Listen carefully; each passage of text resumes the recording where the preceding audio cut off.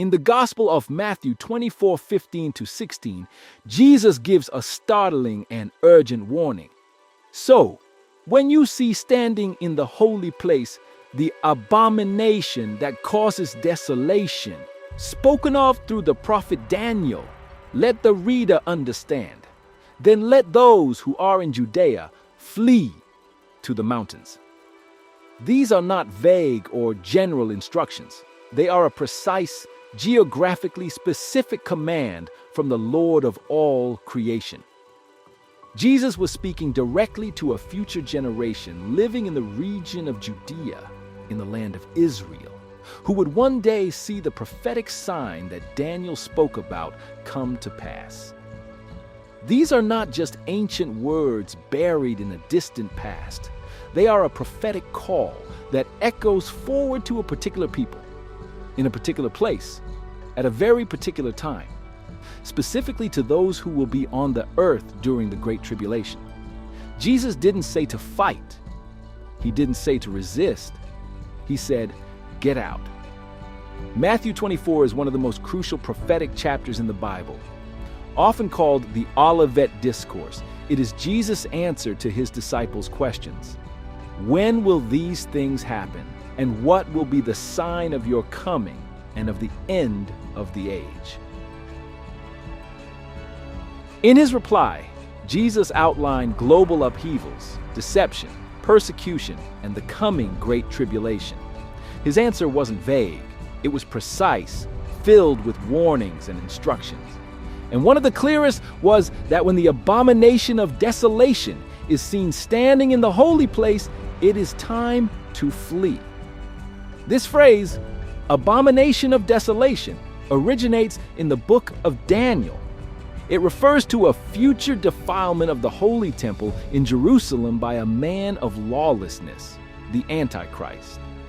Historically, the term was partially fulfilled by Antiochus Epiphanes, who desecrated the Jewish temple in 167 BC.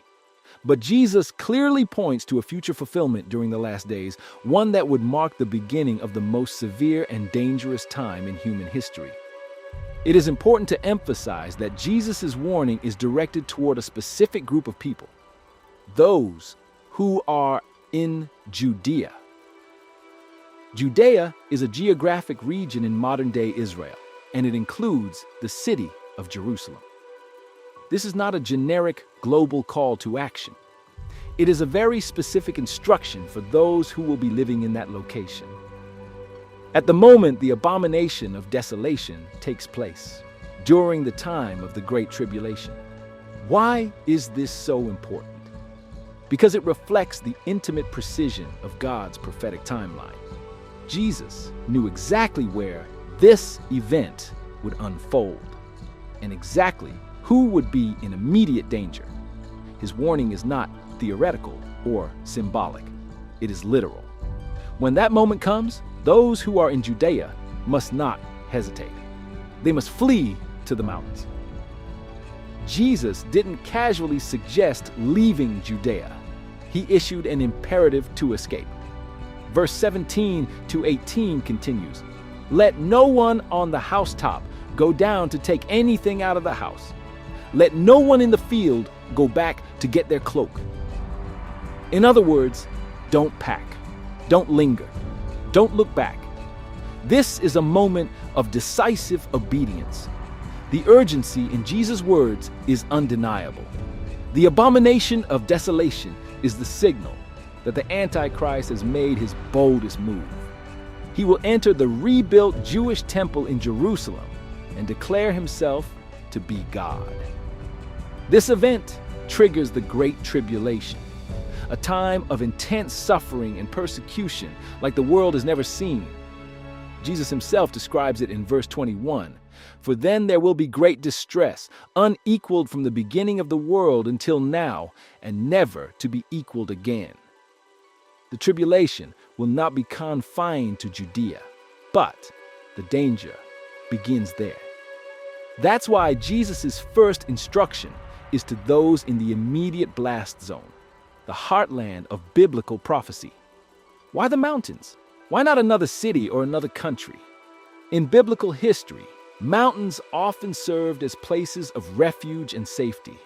Lot was told to flee to the mountains before Sodom and Gomorrah were destroyed. David fled to the mountains to escape the wrath of King Saul.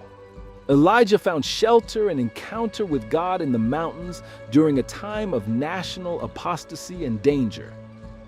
The mountains represent a break from man-made structures and institutions.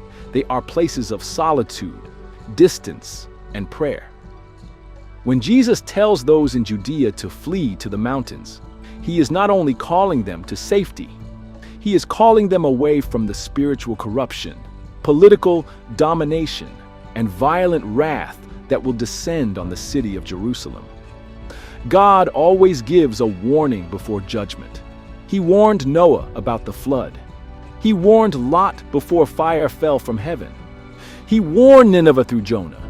And here, in Matthew 24, Jesus warns the inhabitants of Judea before the flood of the Antichrist persecution and global control.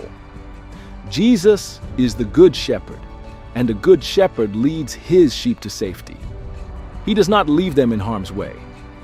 When he says, "Get out of here," it is not a harsh rebuke. It is a loving alarm. It is the divine voice of protection and mercy. It is crucial to clarify that this warning is not directed to all Christians across the globe. This is not a general command for every believer to flee their hometown or leave their nation. Jesus is giving specific instruction to those who will be in Judea during a precise moment in future history. Specifically, those alive during the time of the Great Tribulation. That does not mean the rest of the world will not be affected. The Great Tribulation will have global ramifications, with believers persecuted, economies controlled, and freedoms revoked. See Revelation 13:7 through 17. But the initial instruction to flee is localized. It is for those who will physically see the abomination of desolation standing in the holy place in Jerusalem. They are the first ones in the line of danger. This sign is not metaphorical. It is literal. A physical desecration of a physical temple. Though the Jewish temple was destroyed in AD 70, many Bible scholars believe it will be rebuilt in the last days, allowing the Antichrist to fulfill this prophecy. Daniel 9:27 speaks of a ruler who will confirm a covenant with many for 1 week, 7 years. In the middle of the week, he will put an end to sacrifice and offering and set up an abomination that causes desolation. This timeline is central to the 7-year tribulation period described in Revelation and Daniel.